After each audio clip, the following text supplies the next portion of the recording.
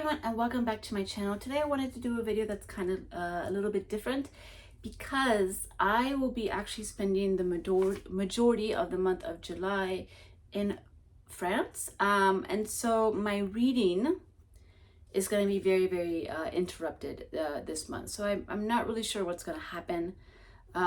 It's unlike my trip to the Philippines. My trip to France is definitely not a reading vacation.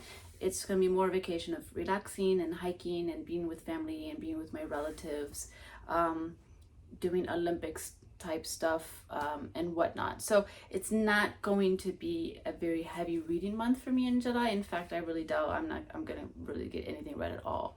But I kind of wanted to discuss with like what I've read so far pre-leaving France, and then sort of my expectations of what could happen basically, and also just do a little mini book haul for you. So let's start with where I'm currently reading and what's going on entering the month of July. If you just watched my June wrap up, you will see that I am currently reading a few books, some of them kind of jokingly, some of them it's kind of disturbing that I haven't gotten through. But the realistic currently reading pile is basically I'm in the middle, halfway through L'Argent, Money by Émile Zola, which is part of the Rougon-Macquart cycle, and then I'm halfway through 2 ans de vacances, which is 2 years of vacation by Jules Verne. This is a book I had started in the Philippines, and I read the half of the Philippines, but I just never picked it back up again when I got back to Japan. And this book is my at work PDF read, but recently I had an assistant for like about 2 months, and now we had to like do this sort of rotation, and right now I'm back working by myself again, which means I'm very busy again, so I don't have time to read really, so I'm kind of like stuck at the halfway point right now. I'm also a little bit detached from the reading. Like both of these I'm actually kind of a little detached, not as excited as I usually am when I'm reading a Zola or a Jules Verne. They're both still excellently done, as always, as one would expect from these two authors. But in terms of the storyline and in terms of the presentation of the storyline, I'm a little bit detached from the reading. So these are kind of slow progress projects at the moment. But these are technically being currently read. I just need to get back to them. And then the joke reads that I've been talking for way too long, for months, is that I still haven't finished Trouble with Lichen. I have 10 pages left of this. And on a funny note, this Chinese memoir, I also have 10 pages left of this. Like both of them are 10-minute reads. I need to sit down and just read them, but it just hasn't happened. So that's the currently reading pile. Now, right now, since knowing that I'm leaving for France and knowing that I actually have a lot to do before I leave for France, I haven't picked up anything new to read. I'm actually inspired to pick something new. Like I'm actually more inspired to just pick an entirely new book than it is to try and finish these, which not exactly a good sign, but it happens. But either way, I don't think it's a good idea. And the thing is that when I come back from France, I bring a lot back in my suitcase. I go with my suitcases empty because there's no point in bringing anything. And especially because I know I'm bringing a lot back. I'm bringing all my favorite foods. I'm bringing my favorite like dessert syrups. I'm bringing back books. I'm just bringing back everything, like foie gras galore. And this time there's gonna be so much cheese because cheese is so expensive in Japan right now. It's ridiculous. Like 100 grams of Gruyere cheese is now 1,500 yen, which is like. It'd be like you buying 100 grams of cheese for $15 in the US. It's ridiculous. Like, that's insane. It was already expensive before the huge uptick. Like at its in the cheap days, 100 grams was already like 800 yen. So it was already ridiculously expensive, but it's twice the price now, and it's just impossible. So this time I'll be bringing back a lot of cheese. So many kilos of cheese in my suitcase. So because of that, I don't want to bring a book to France because I know it's just pointless because I'll just bring it right back. Like that's just carrying weight for no reason. So I'll just be watching movies on the plane, and in the airport I can do something else. I don't need to bring a physical book with me. So right now, because of that, since I'm trying not to start any new books, I've just been reading manga. Since I finished the Dragon Ball series, which is right here out of frame. But I just finished the Dragon Ball series, so I went back and I finished the most recent volume of Gokushu Fudo, The Way of the Househusband. This is volume 14. And this was, for me, on the weaker side. Basically, these volumes, I think it just depends on your own humor and like what you're feeling. Like certain chapters will hit you more than others. For me, this one was on the sort of weaker side for me. I did like the hiking chapter, and I did like, there was one more chapter also with trading cards, which I thought was really funny. But the rest of them were kind of forgettable for me. But it's always a good time reading this, and I'm always happy that this is a series that I'm actually always current with and always caught up with, because my manga pile is so huge. It's good for me to be like on top of things. So yeah, I read volume 14 of Gokushu Fudo, and then I read the final and last volume of Jima歌えば家ほろろ. So this is volume 5 and the final volume. This was just a really cute, quaint series. It's very simple. If you're a beginner Japanese reader, this is a good series to start with because it's very easy. It's actually too easy. It's ridiculous. But it's so quaint. It's just basically about this bird and this boy, Arata. They meet up when the bird wants to eat some onigiri before he flies back to Russia, but he meets the boy, decides he's not going to fly back, and he's going to wait until the spring to fly back to his homeland of Russia. And it's just a cute 5-volume story of the bird interacting with Arata and with the family. And yeah, it's just like sweet, like charming, like very humorous, but very simple. But the art is also darling. And it's just silly, good-natured fun. This will be a series I think I'm gonna sell now that I finished reading it. I'll wait until the end of the year after I do my end of the year wrap up, but I will probably sell this series because it's not something I see myself rereading. But I'm very happy to have read it and to have finished this series. It was very charming. It's also becoming an anime apparently, so if you can't get your hold on the manga, maybe eventually you can read the anime. I think it'll be pretty cute. So those are the manga volumes that I have finished so far in the month of July, pre my France vacation. And then I decided for the next series I'm going to read, I started reading Kiseiju, which is Parasyte. This is a manga from the early 90s, and I've actually read the anime. This is one of the rare cases where I've seen the anime before reading the manga, and it's a rare case of me actually watching an anime very recently because I don't really watch that much anime, although I'm trying to get back into it these days. And so far it's exactly like the anime. The storyline is exactly the same.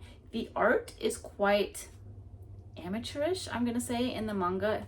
Like it's mostly like he draws like it's like very, yeah, it's just very amateurish. It's very like, it's not very polished, and all the characters kind of end up looking the same. Like the male characters all start looking the same because he's not very good at, I don't think he's very good at drawing, like just drawing, well, to be honest, just drawing in general. I mean, better than me obviously, but compared to like when I just finished watching Dragon Ball, which is incredible. Like the detail, the creativity is just ridiculous in Dragon Ball. And so this book is really subpar. And like even like it's also a very like white manga, which what I mean by that is like there's not really too much like background scenery. Like he just kind of keeps the background white or grayscale, and just like he really just avoids drawing backgrounds almost entirely. So like here, like the most exciting is he draws a lamppost. Like, okay. So it's not very exciting art-wise, but the story is interesting because basically it's a story about these parasites kind of fall from the sky. So they're basically aliens. So like alien parasites fall from the sky, and they infest a human, and they're able to take over the human's body, except for their main character. He was wearing headphones at the time the parasites fell, and so the parasite tries to go up his nose, but he fails that as well.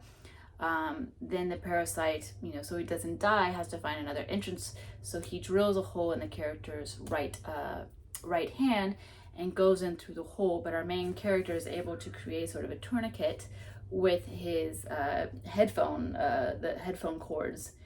And with that, it prevents the parasite from being able to go all the way up to his brain, basically. And so what happens is the fact that the parasite is only able to take over his right arm and not his whole body. So it creates this symbiotic relationship between the parasite and our main protagonist. And with that, it creates just this situation where basically the parasite is trying to discover the purpose of his being, and like trying to understand what humans are, what their values are, what their morals are, just understanding the fact that humans have a sense of morality, which for him is very strange because the way humans treat animals makes it seem like they have no sense of morality. So it's actually very, very quite philosophical kind of manga. It really discusses a lot about the hypocrisy of humanity. So that makes the story really interesting and worth reading, even though the art is a little bit subpar, to be honest. But yeah, I mean, this is what I'm just going to be reading until I leave for France.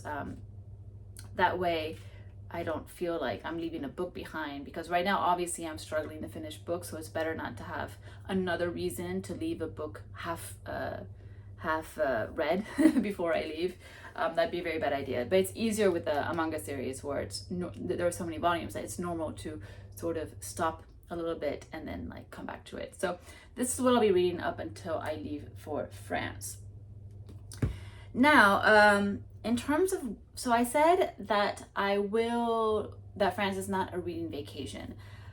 It's not, but if I do read, and I will read a little bit at the beginning when I'm in the Alps, because the Alps is definitely for me a more relaxing vacation than when I'll be in Paris, which is where I'll be more busy, doing stuff during the day, especially spending time with my grandmother. My grandmother is 100 years old, so even though she's very lively and very still with us, but it's still, you know, a given that eventually she will no longer be with us. So the goal is to spend as much time with her and not like reading, basically. Like I can read anytime I want. This is my moment to be with my grandmother and be with my relatives and whatnot. I will be able to read a little bit, but I'm not bringing any books with me, so I'm reading what's ever going to be there. We do have a lot of books in French already in the house.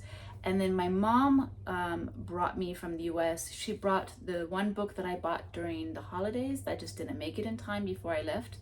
And that is the Wounded Heart, that Sacred Knee, something like that. I always forget the title. It's been too long. My mind's starting to slip when it comes to those things, I think. But she will be bringing that nonfiction with me, and I think that will be my priority. She did tell me as well that she's currently reading The Bell Jar by Sylvia Plath, and she wants me to read that too, so she'll be passing that along to me. So that's a potential read that I could read at that time. And then yeah, just whatever else is strewn about the house, or whatever else she happens to have gotten me. So we'll see what happens when I come back. But that's kind of the idea of how my reading month will be in the month of July, especially the second half. Now, I wanted to do a little miniature book haul. These are books that basically my friend and I have a really good reading friend in Japan. She lives in Tokyo as well, and we decided to do an exchange of books. So I got rid of one nonfiction book, and then I also gave her another fiction. I don't even remember what I gave her. I remember the nonfiction one, but I can't think of the title. But it was the book about walking in England, the Lost Pass, like walking the Lost Pass of England. And it was a book that I had been excited about, but I ended up DNFing after 100 pages because it just wasn't going in the direction I wanted it to go. But I thought she would like that one, so she took that one, and I can't think what the other book is. But in any case, we did a trade, and she gave me 3 books in exchange. So I received Backlight by Kanji Hanawa. These are these little red circle minis. So basically this is a short story. It's only 50 pages long, and basically this is a short story written by a formerly Kutagawa Prize nominated author, and it talks about this real event that happened in 2016 about this boy who was getting punished by his parents, and they left him in the forest, and then he was alone in the forest for 6 days because of, as a punishment. But yeah, I remember that. I remember The Hunt for the Little Boy quite well. So this is a short story about that. So this one I can definitely see myself reading. Then she gave me a Richard Lloyd Parry book, which I was very surprised about. I wasn't familiar with this one, even though I've read 2 of his books before. I've read his Ghosts of the Tsunami, and then I've read his book, and let me check. People Who Eat Darkness. I've read that book as well. People Who Eat Darkness. And both books were nonfiction books about Japan. So this, In the Time of Madness, is actually about Indonesia. So it's In the Time of Madness, Indonesia on the Edge of Chaos. So this will be interesting. I haven't read anything about Indonesia yet, but I definitely love and enjoy reading nonfiction about Southeast Asia. So I think they'll be really interesting, and I'll be interested to see what he writes about. Now, I mentioned in my June wrap-up video about this concept about journalists versus historians, and the issue I seem to have with journalists who put themselves into their books. And this is definitely an author who has that habit of putting himself at least in one chapter towards the end. He likes to talk about his feelings, his emotions according to the book.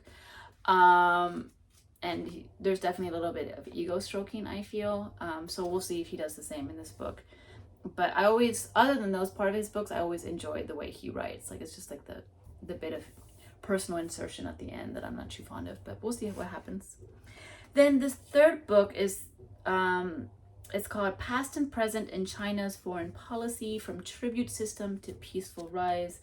And it is a sort of a nonfiction book by several contributors, because this basically was put together after a conference. And so the issues and the questions that were posed at the conference gave rise to these sort of like essays, and they put it all into one bind-up.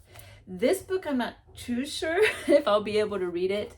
The essay titles are like Recognition, Deference, and Respect, Generalizing the Lessons of an Asymmetric Asian Order. Another one is Tribute, Asymmetry, and Imperial Formations, Rethinking Relations of Power in East Asia. Like, I don't really know what all these words mean. I'm one of those people, I wish I had this level of intelligence. It's something I always wanted, even as a child. I always thought I was going to be someone like this, like a great academic who's very respected and had this like intense knowledge. Seriously, as a kid, I wanted to be that kind of person, but I don't. I realize I just don't have this type of ability to be at this level. I just don't. I wish, but I don't. So I think it's going to depend on who's writing which essay, how academic they get with their writing, how, I don't want to use the word pompous, because obviously, you know, a lot of these people don't write to be pompous, but when you're reading this as a non-academic, it can feel pompous because you're like, but for me, it's just more like jealousy. Like, I want to be able to write like a pompous person. Give me that ability. I want to. But yeah, so this one is going to be, you know, definitely not a priority on the TBR pile. This is a book I can see myself just letting it go, but I'm glad to have received it.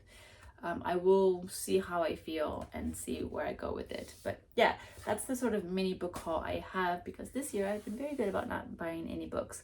Although there is a, right now it's the summer, and that means summer book sales. And this weekend, the weekend that I'm filming, is the weekend that the English language books are on sale for 60%, which means a lot of them are actually cheaper than if I bought the books in the US. So I definitely go to those sales. I will go to it after my orchestra rehearsal today. So I am excited, and we'll see if I buy something, maybe 1 or 2 books. We'll see. I didn't go to the French language book sale. That one, I decided I just have too many books in French to go. And then fortunately my schedule made it to where I couldn't really go. I just didn't have as much time. So that was good, because I was able to buy books that will linger on my TBR pile. But English, I have fewer English books, and I don't know when I'll next go to the US. So I feel that one's okay for me to go to. So we'll do that today, and then see what I end up buying. So yeah, anyway, thank you so much for watching. And I will see you guys when I get back from France, which will probably be a week after I film this video, but I'll be gone for 3 weeks actually. So anyway, I'll see you in my next video. Bye.